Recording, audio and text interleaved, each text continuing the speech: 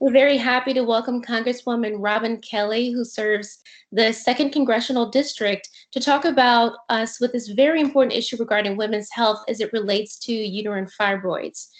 Congresswoman Kelly is a vice chair and a member of the House Energy and Commerce Committee and serves on the Health, Energy, and Consumer Protection and Commerce subcommittees.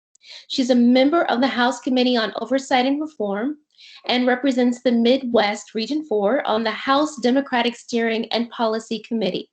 She's committed to improving health and wellness of vulnerable communities across the country. And Congresswoman Kelly serves as the chair of the Congressional Black Caucus Health Brain Trust, and she co-chairs the Congressional Caucus on Black Women and Girls. She's also co-chair of the House Democratic Policy Group and House Tech Accountability Caucus. So welcome once again, Congresswoman Robin Kelly. Thank you so much for joining us today. Thank you. And I'd like to also introduce our other wonderful guest here, Dr. Katz Nelson. Dr. Katz Nelson is the founder of Fibroid Fighters Foundation and is also here bringing his expertise about advancing the safe and effective treatment of uterine fibroids. Fibroid Fighters' mission is to educate the American public about the health, social, and economic damages caused by uterine fibroid disease. Deeply concerned with the fibroid epidemic that results in 500,000 unnecessary hysterectomies each year, Dr. Katsnelson's goal is to champion a cure for uterine fibroids and reduce its link to other serious health risks, including cardiovascular disease and infertility. Thank you once again, Dr. Katz Nelson, for being with us. Thank you for inviting. So let's start off the conversation about uterine fibroid awareness and about disparities in minority health communities and underserved markets. I specifically want to start with the component of education and awareness, and specifically the Stephanie Tubbs Jones Uterine Fibroid Research and Education Act of 2021. So Congresswoman Kelly, I just want to start off by asking you and pointing out the fact that you're so passionate about wellness, and one of your top priorities is protecting a woman's right to make her own healthcare choices. Why is access to useful health education so important to you? Well, thank you so much for the question. And health education is frankly an empowerment tool for women. Ensuring that women can make informed health decisions leads to better lives physically, mentally, and emotionally. And if women have the education, they can make better decisions about their own health and not depend on other people. Absolutely. Dr. Yan, one of the goals of the Uterine Fibroid Act is to create awareness about uterine fibroids. Why is it so critical to reach young girls and women between the ages of 16 to 26? Fibroid disease is the most common disease that women face in their lives. Up to 80% of 50 years old suffer from fibroid disease. In the Black community, 70% in white community. But what's terrible that disease starts pretty early. It's not disease of 45 and 50 years old, as statistic might suggest. Between ages of 18 and 30, 26% of Black girls, Black young women, suffer from symptomatic fibroid disease, 7% of whites, and by age of 35, 40, those numbers 16, 30%. It's in the Black community, unfortunately, it starts earlier. It's more symptomatic, more larger number of fibroids and their size, more symptoms. And what happens that the girls, because it's a progressive disease, normalize abnormal. They think it just, my menstrual period gets a little longer and a little more painful, and I'm a little bleeding more, and I cannot conceive baby, and it puts me behind in a college, in a school, at work. And if they would just know that there's a magical treatment for this that normalize and bring the health equity and equalize them with all other girls and women that don't have such condition, that would be a miracle. So miracle exists, treatment exists, like uterine fibroid embolization, but almost nobody knows that it's possible, covered by insurance, and can be done. So we would like everyone to know, as Congresswoman Kelly said, if women would know their choices, they will make the right choice. Absolutely. And Congresswoman, how important is it to you? I know we've already talked about the importance of protecting a woman's right to make her own choices. It's important to have that information and know of your rights early on, as we've discussed with Dr. Yan about educating younger women, of course, as well. Is that important to you as well? Oh, definitely. I think that, we need to make sure that, we have better conversations around women's health. And there seems to be a stigma associated with reproductive health. For example, there's a stop period shame movement going on. One of the symptoms is changes in menstruation. But if we cannot even talk about, normal periods and menstruation, how do we expect to have conversations about abnormalities? When I was in a long time ago in elementary school, we did have health classes, and I remember, talking about some of these things. But now through the years, there's less and less and less of that, if at all, that continues in many of our public schools. Absolutely. And how would you say we could potentially enhance the education, so that we can talk to young women about the fibroid health epidemic? Is there some sort of initiative that you might consider in educating younger girls? Has that been a topic of conversation at all? Well, I'm not on that education committee and all of that. And I know that sometimes when we bring things up that we put more on educators, to do more. But I think that, it takes a village. And if you are a part of like sororities, maybe that's something, I'm a part of a sorority that we can talk about as we work with, all of us have little sister, organizations. We can talk about it, in religious, whatever your religion is, institutions. But I think that we need to talk about it in more spaces. It would be lovely if we could, have health classes in school, or maybe even talk about it in gym, like take advantage. But I think that it needs to be, wider involvement from a variety of places that deal with young people, young women. Absolutely. And I think that's a great segue into talking about the community and involvement and how we can bring awareness in that space as well. And one of your priorities is keeping politics out of the doctor's office so women can make the best healthcare decisions for themselves and their families. Can you talk more about that initiatives and how this became a priority for you? Women are intelligent enough to have their own conversations with their providers to make decisions for themselves. I just think it's insulting that other people are coming into the doctor's office or into our bedrooms or whatever our, decisions are, to try to tell us what to do, with our bodies. And we're constantly fighting, whether it's, reproductive health or whatever the topic is, to let that be the women's decision, whether, reproductive development, sexual education, um, the human papillomavirus virus vaccine status, contraceptive needs. That's a personal decision, and we should be allowed to make those decisions. Absolutely. Dr. Yan, how do you feel about that as well, as far as getting the community involved? And I'd actually also like for you to mention more about your USA Fibroid Centers and why you determined the locations of those centers as well. So first part, why is it important to have the community involved? And second part, your involvement in where you place your centers specifically and strategically.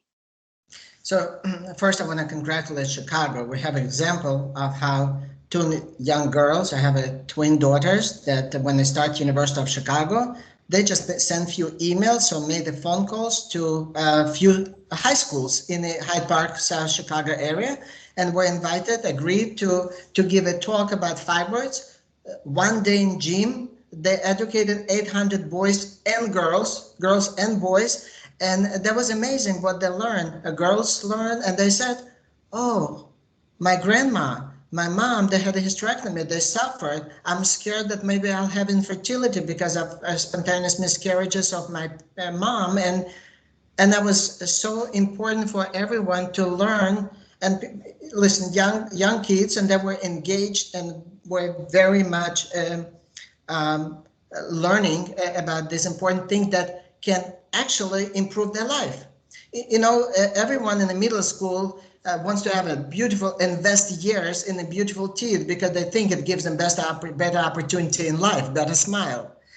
But nobody wants to invest in opportunity in education to straighten the line and not suffer from fibroid disease. That's not just, and that's kind of my second answer to second question. Why is it important to talk in the community? I think importance of this make it a worthy topic or news, worthy topic is to understanding the seriousness, that it's serious, damaging, debilitating problem, and there's something can be done about this.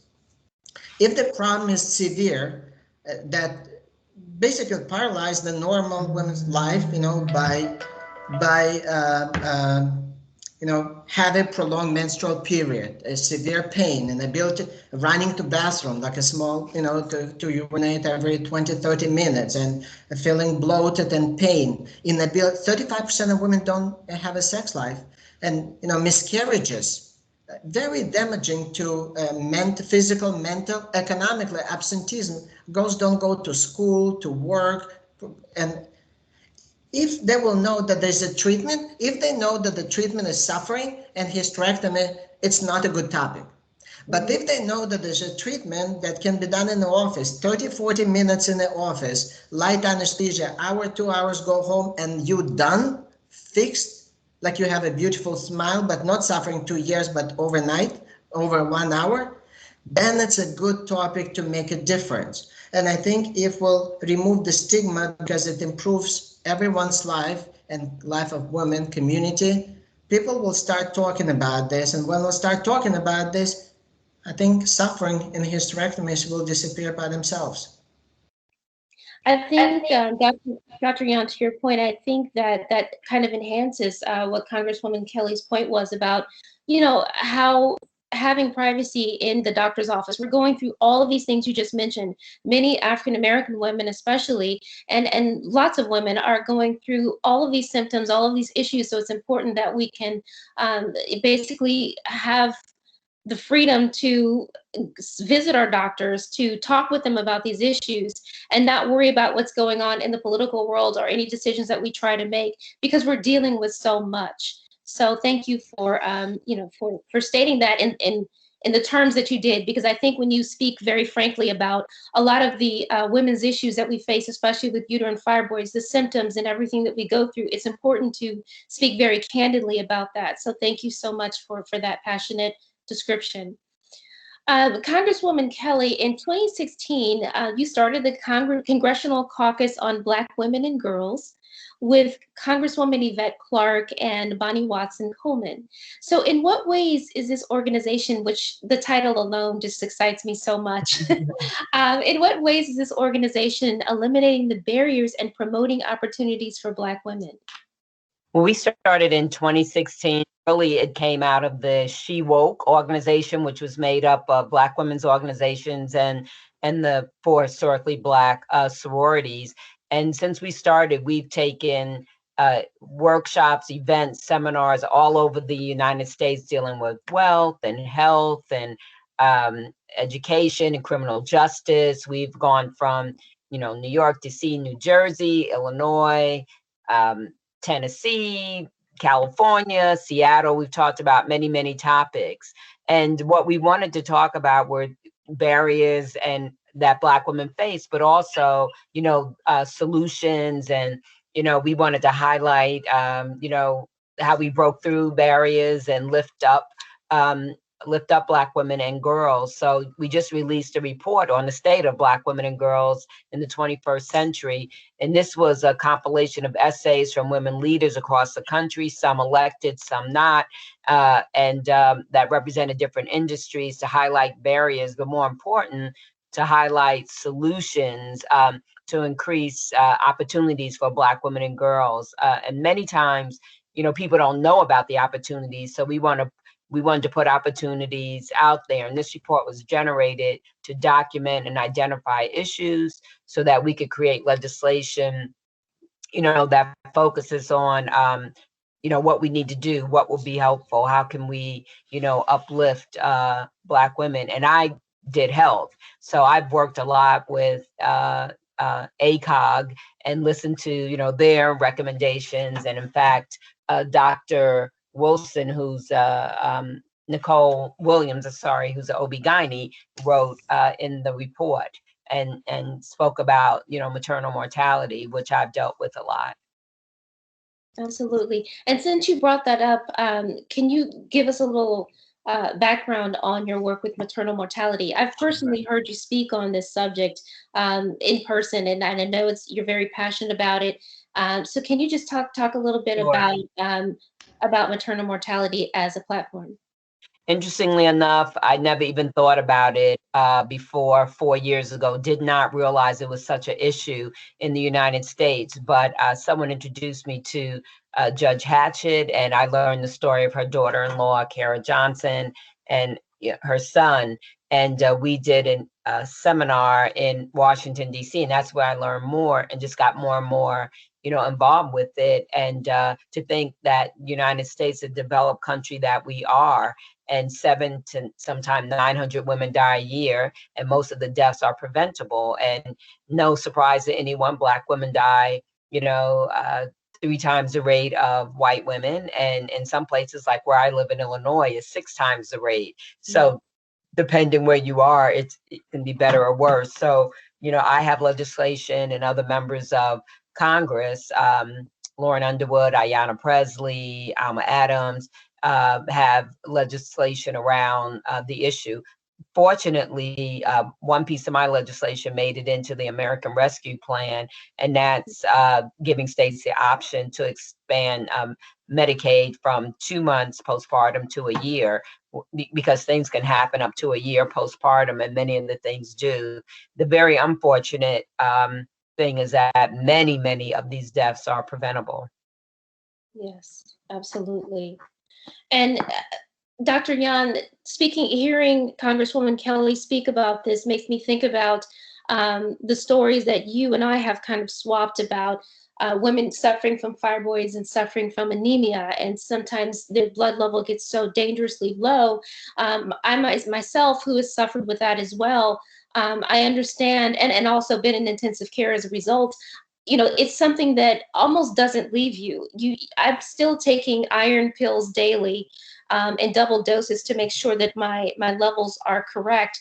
And so when I think about motherhood, and I think about the pregnancy and what that could be, what that could look like, then now we're entering into territory of Congresswoman Kelly's conversation. So Dr. Yan, you and I have talked about, you know, women coming into your centers that have been had dangerously low blood levels. Can you talk a little bit about that? So I already mentioned that women normalize abnormal because of gradual progression and because everyone around them suffers. So many women think that you know, prolonged bleeding, heavy bleeding, it's okay. Taking iron pills, it's like vitamins, not a big deal. Getting a blood transfusion and sitting next to an oncology patient getting chemotherapy, it's okay maintenance. See it all the time. We have girls calling us because of the bleeding. They get a recommendation for hysterectomy, and everyday call, typical call. I'm 25 years old. I bleed very heavy. My gynecologist recommended hysterectomy. I called another gynecologist. He recommended hysterectomy. Can you do something for me? I don't have kids. I'm not even married. All the time.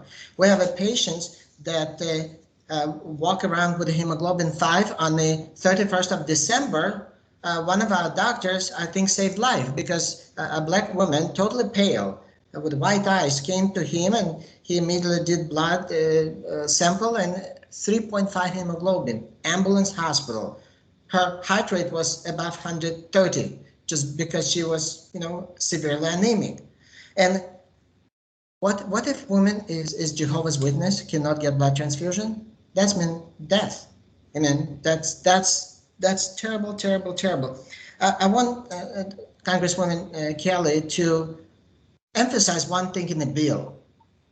Bill is, I researched, you know, I studied the bill, and it was written very smartly. You know, this portion about research and education, $30 million towards in funding of this research education. But there were amazing thing that's saying, one, let's start conversation about guidelines and within 2 years establish new guidelines to treat towards establishing the best practices, best thing for minimal invasive fertility friendly treatment.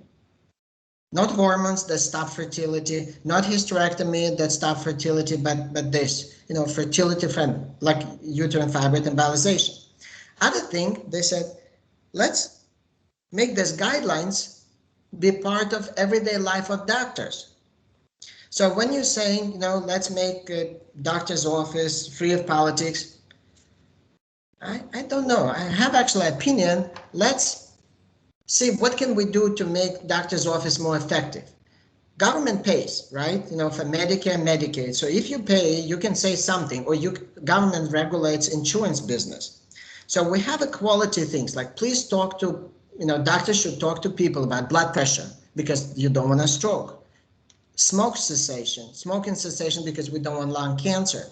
Obesity or cholesterol because you don't want to have a heart disease. But there's no rules or regulations or quality metrics to talk about menstrual period, about bleeding, about menstrual health, women's health, and this. And if Bill will decide that put in writing that it's important metrics, everyone will follow. And then suddenly conversation will be very straightforward, like ABC. You have a high blood pressure, you smoke, stop doing this. You have a heavy bleeding, you have a painful menstrual period, you cannot have sex, you're terribly, suffering. Okay, ultrasound. 10-minute ultrasound costs nothing. Transabdominal, transvaginal ultrasound, you have a diagnosis. You have diagnosis, easy treatment, you're done with disease. And talking about your topic that you just discussed about mortality, maternal mortality, the fibroids and hysterectomy is a terrible thing. Fibroid is number one reason for spontaneous abortion, miscarriages. That's a mortality. And after hysterectomy, there's a prevention of birth of generations. That's a mortality, preventable.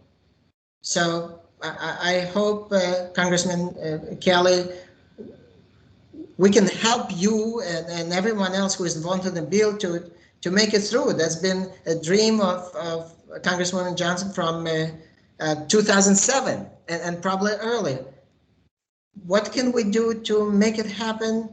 I don't know, before July, August this year. Is it possible? Well, Dr. Dunn, this is very powerful, especially the part about the maternal mortality and miscarriages. That really touched my heart. And Congresswoman Kelly, would you like to respond to Dr. Ewan? We are the voice on the floor of the House or in committee meetings, but we really need the cavalry, people like the doctor, people like ACOG, who we work with so closely, that we need people to call, legislators that represent them, to ask them to, vote for the bill, educate people and senators about, what the issues are and what needs to be done. So, that helps us tremendously in getting things passed or shining a light on issues, because people on the outside, the public, different groups like ACOG or the AMA or the NMA, different groups like that come forward and help us to try to get these issues in front of other legislators, and also can explain better than we can probably, the issues and why it's so important that legislation passes or programs are developed or resources are given. And with that said, Congresswoman Kelly, I feel like that's also part of your initiative to increase investment in healthcare, or just increase spending in healthcare and our providers. Can you talk a little bit more about that? Because I've seen that you have that as part of your initiatives as well, is building the investment into the healthcare field, especially diversity. Talk a little bit about that. Well, one of the reasons the Congressional Black Caucus Health Brain Trust was formed was the first person that oversaw it. He wanted to make sure there was more diversity in the healthcare pipeline. There's been many studies that people do better when it's people that look like you or understand the reality of your situation. So we need more people of color, not just to be doctors, but nurses and all, all the careers in healthcare. We need more representation. So, what can we do about that? We need different training in medical school or nursing school or, whatever you're going through. I don't like to use the word cultural competency, but something needs to be different than it is now because, we've heard the stories about Black people can tolerate more pain or, women are not listened to, but then if you're a Black woman, it's exacerbated. Like we need to do more to break those barriers and and break those challenges. And so that's one thing. And then we always need more research. What will make things better? We need to look at best practices. Like why does something happen in this area or this hospital, but it doesn't happen, in another like hospital? Like what are the differences? We need to explore that. So, there's a number of different avenues that need to be looked at that we hope, between more money for research, money maybe, loan forgiveness because it is so expensive, to go further in your education. The average four-year student that graduates, I think they have a $29,000 debt. But if you go on to anything else, that jumps tremendously. I've spoken to people with, $200,000 in debt to $400,000 in debt, so that's, that's impossible to deal with. So just, that's why I'm saying there needs to be more money so we could help in a number of different ways. And when it comes to, thank you so much for that. And when it comes to access to quality healthcare, do your initiatives include quality healthcare in minority communities, underserved communities, but also has there been discussions about covered healthcare coverages as well? Because when it comes to reproductive health, I know I can speak from personal experience that those medical bills can skyrocket. They can get pretty high. Has there been discussion around increasing any type of coverages and talking to the insurance companies about that? Well, we have the Affordable Care Act, but I'm one that I want to see, which was fantastic. A lot of people got insurance because of the Affordable Care Act, and President Biden wants to build it back better. So he wants to make sure that everyone is covered. But I think I'm one for universal health care, and working toward how do we save people's lives? How do we do more on the preventative end so we're not spending so much money on the other end? How do we make it that, people have doctors to go to and not have to go to the emergency room that costs, so much more.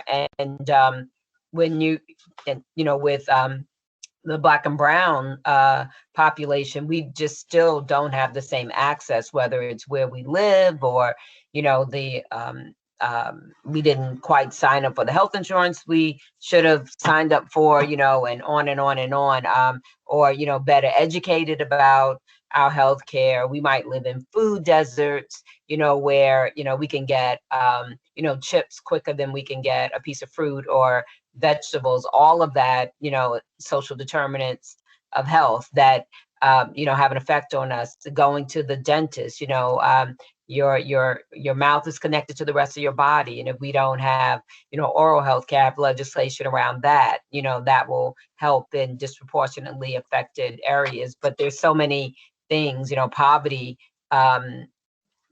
is a big part of it also. And as we go back to education is another part of it, why this is so, so very important. But we have to look at more prevention and there has to be more access. That's telehealth is important, but if you don't have the broadband, not only in Black and brown areas, but in rural areas, it's very difficult.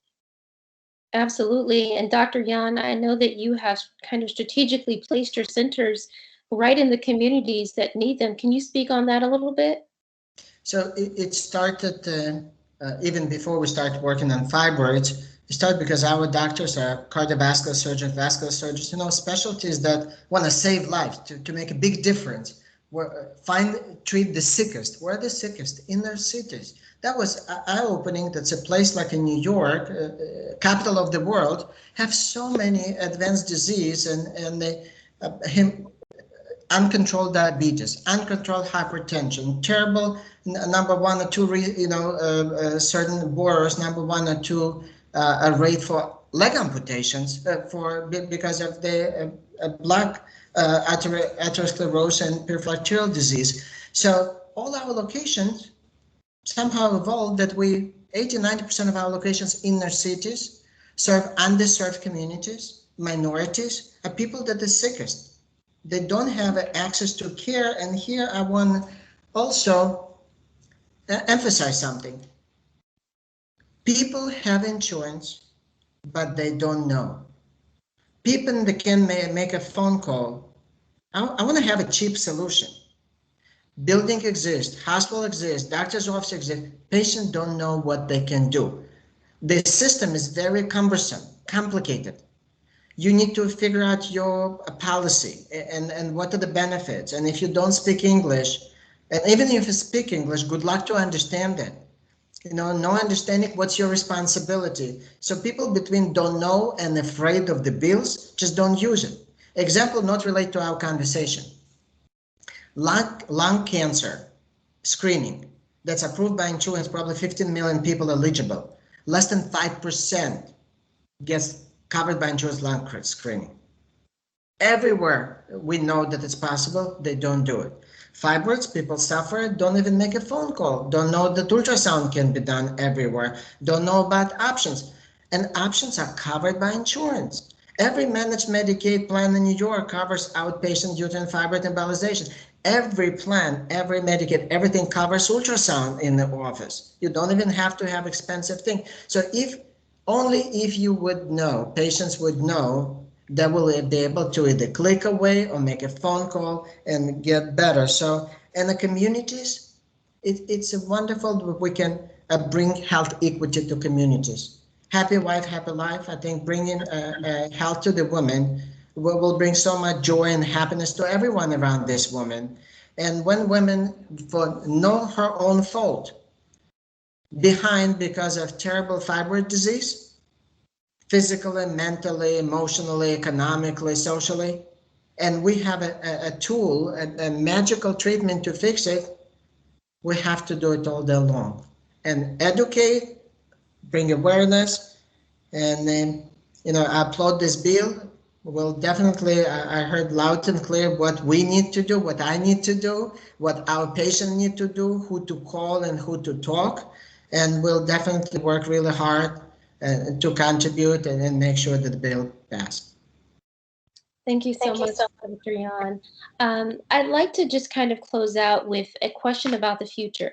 Congresswoman Kelly, based upon everything that you all have going on with the Stephanie Tubb Jones Uterine Fibroid and Research Education Act, the maternal mortality initiatives, everything that you're doing when it comes to women's health, what does it look like for you if things start to come together in the next year? What does that look like as far as women's health is concerned?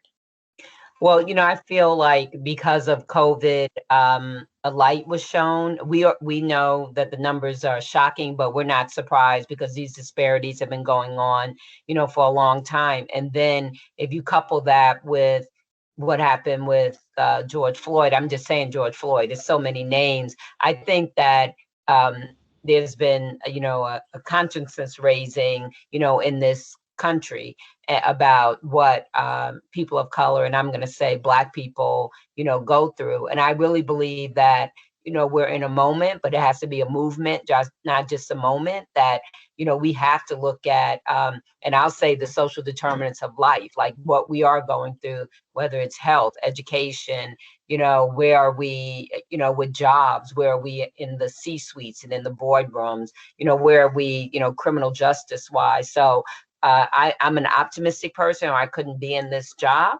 So for me, I'd see, I do see movement, not a moment, and that we will be able to get, some of these things done. And of course, on the Republican side too, but definitely on the Democratic side, there's more women, there's more diversity, there's more people, whether they're male or female, that understand, the issues and our plight and care about it. So I do expect progress in these fields and more, as far as improving the quality of life of African Americans in this country.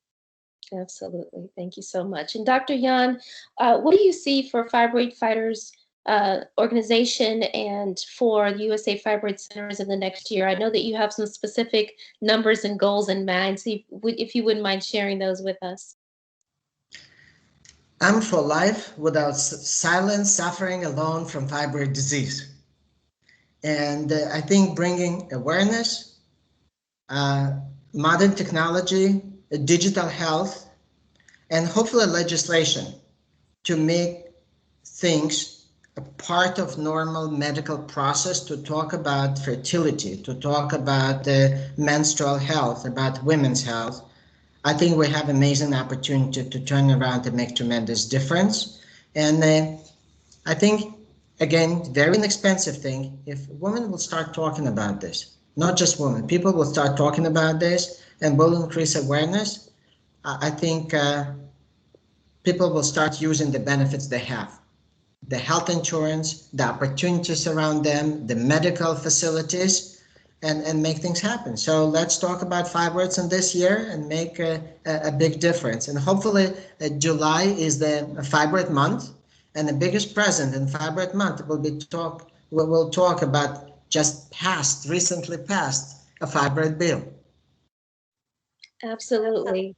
Congresswoman Kelly, you have fans in both myself and Dr. Yan, and we hope that things continue to progress with all of the initiatives that you're working on, and then we hope also to join you in that fight. I'm most especially, as a documentary producer and someone who's working on a documentary about women with fibroids and other reproductive health issues, I am definitely on board with awareness and with helping more women who are currently fighting just like myself. So thank you, and we certainly applaud your efforts.